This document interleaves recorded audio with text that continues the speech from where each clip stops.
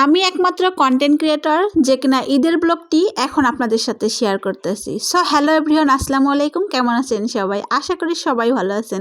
আর আলহামদুলিল্লাহ আমি অনেক ভালো আছি। আসলে এই ব্লগটি করা ছিল আমার ঈদের দিনের একটি ব্লগ। আসলে ঈদের দিন সকালে আমি কী রান্না করেছিলাম তো সেটাই হচ্ছে, তবে আপনাদের সাথে এখনও শেয়ার করা হয় নাই, তো আজকে শেয়ার করে দিলাম। আসলে অনেক ভিডিও হচ্ছে আমার গ্যালারিতে জমে আছে, আস্তে আস্তে সব আপনাদের সাথে শেয়ার করব। তো এখানে আমি হচ্ছে রোস্ট রান্না করব আর পোলাও রান্না করব। আসলে আমি মানে সিম্পল কিছু রান্না করেছিলাম। আসলে আমরা হচ্ছে পরিবারের ৩ জনই ছিলাম। তো এবার ঈদে কিন্তু আমরা বাড়িতে যাই নাই, এখানেই ছিলাম, এটা অনেকেই জানেন। তো সিম্পল আর কি কিছু রান্নাবান্না করে খাওয়া দাওয়া করে আমি হচ্ছে আমার বোনের বাসায় বিকেলে চলে গেছিলাম। তো এখানে হচ্ছে আমি পেঁয়াজের হচ্ছে ব্রেস্তাটা প্রথমে হচ্ছে বানিয়ে নিয়েছিলাম, তারপরে এখানে হচ্ছে মানে মাংসগুলো ভেজে নেব। তো আমার হচ্ছে পেঁয়াজের ব্রেস্তাটা হয়ে গেছে, আর এই তো এখন হচ্ছে আমি মাংসটা হচ্ছে ওই তেলেই দিয়ে আর কি ভেজে নেব। আর হ্যাঁ, ওই দিন যে আমি পোলাও রান্না করেছিলাম, এই পোলাও এখনও আমার ফ্রিজে আছে, ভাবা যায়। আসলে আমি যে এতটা অলস হয়ে গেছি কি বলবো।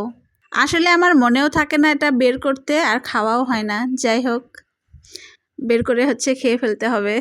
আর এখন অনেকেই ভাইবেন না আমি নর্মালে রাখছি, রেখে পচা খাবার খাচ্ছি। তো আমি কিন্তু হচ্ছে একটা বক্সে করে ডিপে রাখছিলাম, তো সেটাই আর কি আপনাদের সাথে শেয়ার করলাম। আসলে আপনাদেরকে আমি আমার পরিবারেরই মনে করি, যার কারণে আমি হচ্ছে আপনাদের সাথে আমার সুখ দুঃখ ভালো লাগা সব কিছুই আপনাদের সাথে শেয়ার করি। জানি না আপনাদের কাছে কেমন লাগে, তবে আমার কিন্তু অনেক ভালো লাগে। আসলে আমি এখানে এসে আপনাদের কাছে অনেক কিছু শেয়ার করতে পারি, এটা আমার কাছে অনেক ভালো লাগে। যাই হোক, এখানে আমার হচ্ছে রোস্টটা কিন্তু প্রায় হয়ে গেছে, প্রায় বলতে অর্ধেক হয়ে গেছে আর কি। তো এখানে আমি হচ্ছে কিছুটা ঝোল, তারপরে হচ্ছে দুধ দিয়ে দিলাম। এখন আমি ঢাকনা দিয়ে এটা ঢেকে রান্না করে নেব। আর ফাইনালি আমি হচ্ছে ঢাকনাটা খুলে এখন ডিমগুলোও দিয়ে দিচ্ছি। আর এদিকে দেখুন একটা ডিম হচ্ছে আমার ভেঙে গিয়েছে। যাই হোক, আমরা হচ্ছে 3 জন, ডিম দিয়েছিলাম 4টা, তো একটা ভেঙে গিয়েছে, এটা কোনো ব্যাপার না। আর ফাইনালি আমার কিন্তু রান্নাটা প্রায় শেষের দিকে। এখন আমি হচ্ছে কিছুটা কাঁচামরিচ ভেঙে দিলাম। আর এদিকে আমার রান্নাটা হয়ে গেছে, এখন আমি পেঁয়াজের বেরেস্তাটা দিয়ে দিচ্ছি।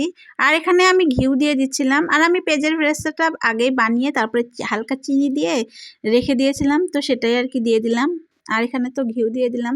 তো আমার রান্নাটা কিন্তু ফাইনালি হয়ে গেছে, এবং হচ্ছে অনেক সুন্দর কালার হয়েছে, আর খেতেও অনেক মজার হয়েছিল। আর এখানে আমি হচ্ছে পোলাও রান্না করব, তো সেটাই হচ্ছে আর কি ভেজে নিচ্ছিলাম। আর আমি কিন্তু অল্প পরিমাণেই রান্না করতেছিলাম, তারপরেও অনেকটা বেশি হয়ে গিয়েছিল। আসলে এগুলো হচ্ছে আপনাদের ভাইয়া তেমন খেতে চায় না, আর হচ্ছে আমার মেয়েটাও খায় না, আর আমি একটু একটু খাই। যাই হোক, তো ফাইনালি আমার পোলাটাও রান্না হয়ে গেছে। আর আমার ভিডিওটি আপনাদের কাছে কেমন লাগলো অবশ্যই কিন্তু কমেন্ট করে জানাবেন। আর এখানে আমি হচ্ছে ওই যে ঘি দিয়ে দিচ্ছিলাম, তারপরে হচ্ছে পেঁয়াজের বেরেস্তাটা দিয়ে দেব, তারপরে হচ্ছে এটা আমি নামিয়ে নেব। এই তো এখন পেঁয়াজের বেরেস্তাটা দিয়ে দিচ্ছিলাম।